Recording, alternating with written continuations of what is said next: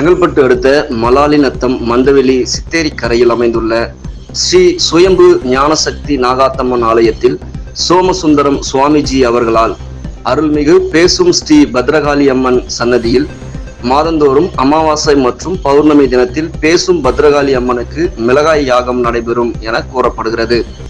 இதனைத் தொடர்ந்து ஆடி அமாவாசை முன்னிட்டு பேசும் பத்ரகாளி அம்மனுக்கு பால் மற்றும் தயிரால் அபிஷேகமும் ஆராதனையும் செய்யப்பட்டது.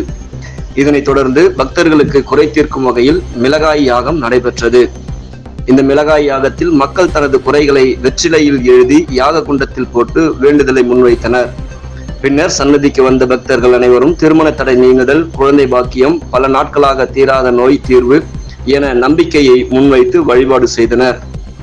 இந்த வழிபாடு நிகழ்ச்சியில் செங்கல்பட்டு சுற்றுவட்டார கிராமங்களில் இருந்தும் மற்றும் சென்னை வெளி மாவட்டங்களில் இருந்தும் 500க்கும் மேற்பட்ட பக்தர்கள் ஆடி அமாவாசை இரவு முழுவதும் அம்மனை வேண்டி தரிசித்து சென்றனர். இந்நிகழ்ச்சியில் கோவில் நிர்வாகிகள், காவல்துறை அதிகாரிகள், பொதுமக்கள் என பலர் கலந்து கொண்டனர்.